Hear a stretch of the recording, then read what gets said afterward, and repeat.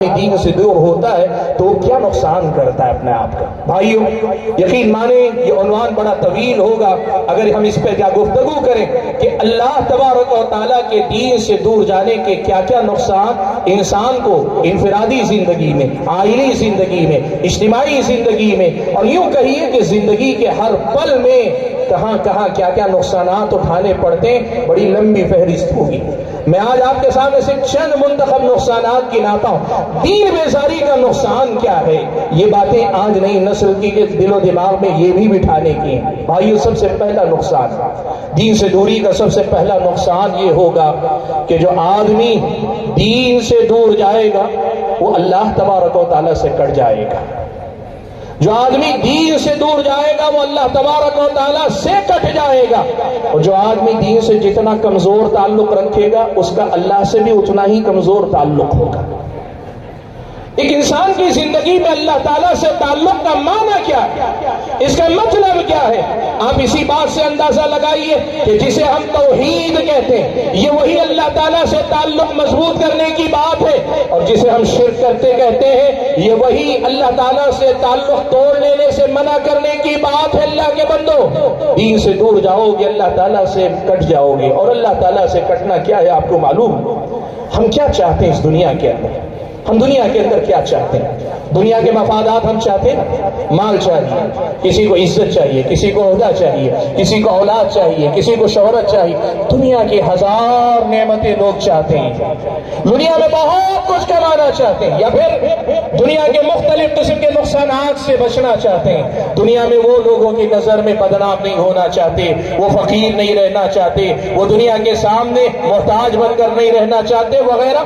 فائدے اور نقصان ہی کی خاطر تو اللہ تعالیٰ دین سے دور جاتے ہیں۔ اللہ کے بندو سمجھ سکو تو سمجھو، دنیا کے نفع و نقصان کا مالک کون ہے؟ اللہ کے بندو اس دنیا کے ذرہ ذرہ کا مالک کون ہے؟ اللہ کے بندو سب کچھ تو اس کے ہاتھ میں، سب کا مالک تو وہ ہے۔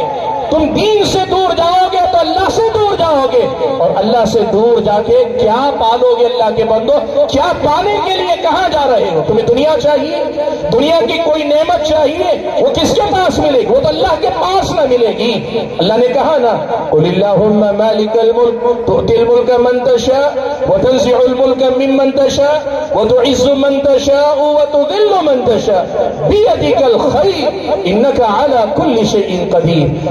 اللہ کے نبی آپ کہہ دیجئے اللہم اے اللہ تعالی مالک الملک، ہر قسم کی بادشاہت کے مالک ہے، ہر قسم کی ملکیت کے مالک، تؤتی الملک من تشاء، تو دیتا ہے جس کو دیتا ہے، بادشاہت یا ملکیت تو دیتا ہے جسے دے چاہتا ہے، وتنزع الملک ممن تشاء، بادشاہت یا ملکیت چھینتا ہے تو وہ تو چھینتا ہے، وتعز من تشاء، تو ہی عزت دیتا ہے جس کو چاہتا ہے، وتذل من تشاء، تو ہی ذلیل و رسوا کرتا ہے جس کو چاہتا ہے، بیدک الخیر، تیرے ہی ہاتھ میں خیر ہے، خیر کے سارے اختیارات تیرے ہاتھ میں ہیں، اور تفسیر میں کہا جائے گا خیر و شر کے سارے فیصلے تیرے ہی ہاتھ میں ہیں، تو ہی سب کچھ کرتا ہے، انک علی کل شیء قدیر، تو ہی ہر چیز پر قدرت رکھنے والا ہے۔ اللہ کے بندو جس کے ہاتھ میں سب کچھ ہے اس کے در سے کٹ کے جا کے دنیا میں کیا پالو گے؟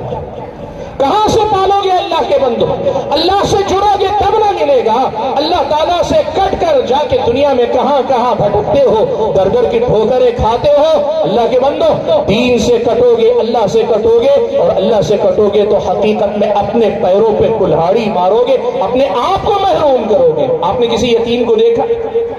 ایک یتیم بچہ جس بچے کے بچپن میں ہی یا لڑکپن میں باپ کا انتقال ہو گیا، اور اللہ نہ کرے کبھی ایسا بھی ہوتا ہے باپ کے ساتھ ماں بھی انتقال کر جاتی ہے، وہ بچہ جہاں رہتا ہے سب لوگ اس پہ ترس کھاتے ہیں، سب لوگ اس پہ ترس کھاتے ہیں، کیسا بیچارہ ہے، کیا ہوگا اس کا، کیسے ہی اپنی جوانی کو پہنچے گا، کون اس کے مسائل کا ذمہ دار ہوگا؟ سماج کا ہر آدمی، بسا اوقات ظالم سے ظالم انسان کا دل بھی اس یتیم کے لیے پگھل جاتا ہے۔ کیوں؟ اس لیے کہ اس کا باپ نہیں ہے، اس کی ماں نہیں ہے، یہ ماں باپ سے محروم ہے، یہ خود اپنے آپ کے مسائل کیسے دیکھے گا؟ میرے بھائیو آج ایک حقیقت یاد رکھنا، ایک یتیم بچہ جس قدر زیادہ قابل رحم حالت میں ہوتا ہے، اللہ سے کٹنے والا انسان اس سے کہیں زیادہ بڑا یتیم ہے۔ اللہ کے بندو इस यतीम बच्चे की यतीमी का कोई ना कोई सहारा हो जाएगा। कभी उसका चचा पाल लेगा, कभी कोई साहिब हैसियत उसकी कफालत कर लेगा, कभी कोई और उसकी जिम्मेदारी ले लेगा, समाज में अल्लाह ताला कोई ना कोई उसका इंतजाम कर लेगा। लेकिन मैं और आप अगर अल्लाह ताला से कट गए तो हमारा कौन होगा? अल्लाह के बंदो कौन है जो हम और आपको सहारा देगा? अल्लाह के बंदो, दीन से दूर जाकर हम अल्लाह से दूर जा रहे हैं, और अल्लाह से दूर होकर हमसे बड़ा यतीम और महरूम कोई नहीं हो सकता। इसीलिए याद रखो अल्लाह के बंदो, नई नस्लों की रगो पै में ये उतारो कि हमारी जिंदगी का हासिल यही है कि हम अल्लाह ताला के बंदे हो जाए, अल्लाह ताला से हमारा रिश्ता मजबूत से मजबूत कर हो जाए। यही तो मेरी और आपकी जिंदगी का हासिल है। अल्लाह के बंदो, हम क्या चाहते हैं? हमारी जिंदगी में अगर अल्लाह की रहमत ना हो, अल्लाह का रहमो करम ना हो, तो फिर हमारी जिंदगी का हर मसला पहाड़ बन जाए। आप जानते हैं ना, प्यारे नबी सल्लल्लाहु अलैहि वसल्लम ने फरमाया कि अल्लाह ताला ने रहमत के 100 हिस्से किए, उनमें से सिर्फ एक हिस्सा अल्लाह ने सारी मखलूकात में बांट दिया।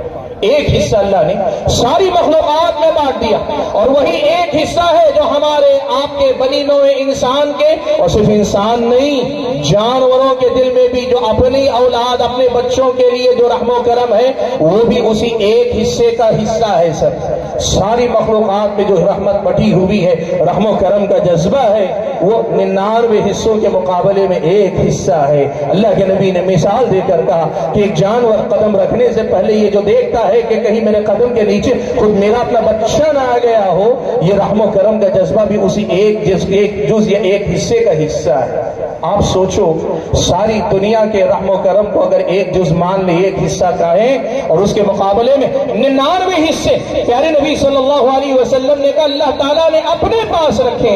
इन 99 हिस्सों के मालिक अल्लाह तबारक व तआला से दूर जाकर हम कैसी रहमत की उम्मीद रखते, रहमत से खाली कैसी महरूमी की जिंदगी हम और आप जी रहे। अल्लाह के बंदो, इसको समझा करो। मैंने कहा दीन से दूरी, अल्लाह ताला से दूरी, दीन से दूरी का एक नुकसान ये है कि हम अल्लाह ताला से कट जाते हैं, और अल्लाह ताला से कट जाना कितनी बड़ी महरूमी है हम और आप इसका अंदाजा बखूबी लगा सकते हैं। ये एक नुकसान है जिसका तज़किरा मैंने आपके सामने किया। हाज़िरीन गिरामी, दीन से दूरी का दूसरा बड़ा नुकसान क्या होगा आपको मालूम है?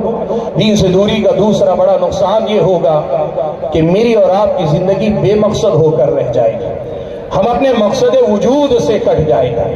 हम इस दुनिया के अंदर क्यों आए, हमें करना क्या है, जिंदगी के मकसद से हम कट जाएंगे। और याद रखो, जिंदगी की मानवीयत मकसद से जुड़े रहने में है। कल सुबह उठकर आपको मालूम नहीं है सुबह उठना मुझे किस लिए है, मुझे घर से निकल के क्या करना है, आपके लिए सुबह का कोई माना नहीं रह जाएगा। और कल सुबह उठना है, उठकर मुझे कुछ करना है, आज रात सोने का कोई मतलब नहीं रह जाएगा। आप यकीन करो, हमारा और आपका जो इम्तियाज, हमारी और आपकी जो पहचान है, वो इसी में है कि अल्लाह ने इंसान बनाकर दुनिया के सबसे अजीम मकसद से अल्लाह ने हम और आपको जोड़ा। वो मकसद है अल्लाह ताला की बंदगी। इस मकसद से जुड़े रहोगे, जिंदगी बामाना नजर आएगी, जिंदगी का अपना एक वजन होगा, एक मतलब होगा, और जिंदगी में हर हरकत और अमल का कोई ना कोई एक मफहूम होगा अल्लाह के बंदो। लेकिन मकसद से कट जाओगे, क्या होगा?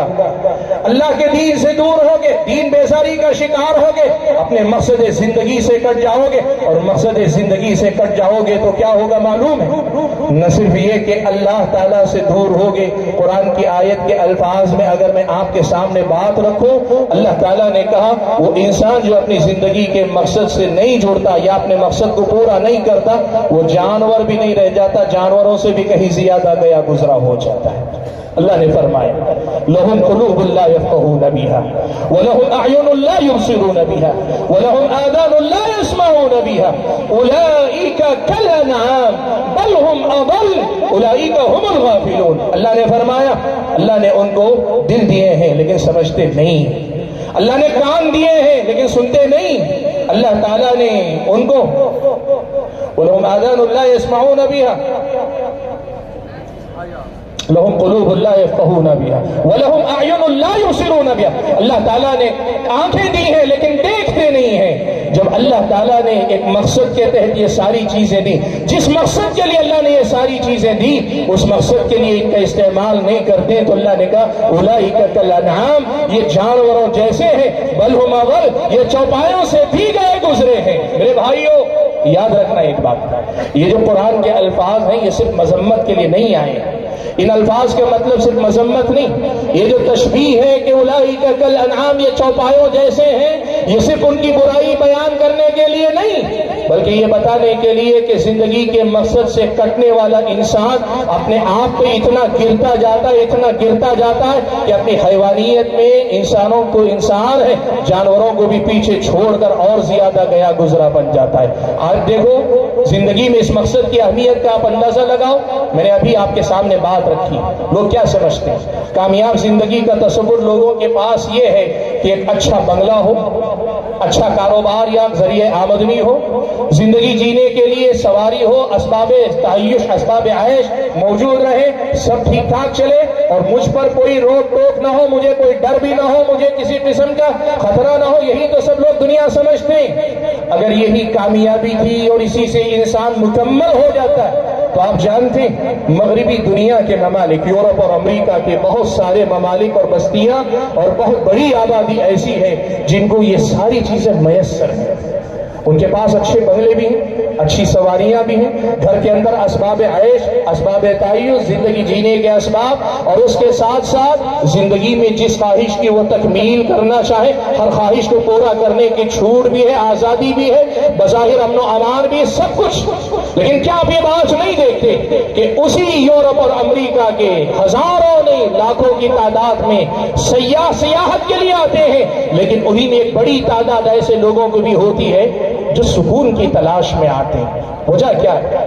वो बाहर से आबाद दुनिया के बावजूद अंदर से बहुत खाली है। अल्लाह के बंदो, जिंदगी में जब मकसद नहीं रह गया, अपनी जिंदगी के मकसद को वो पहचान नहीं सके तो हुआ क्या पता है आपको?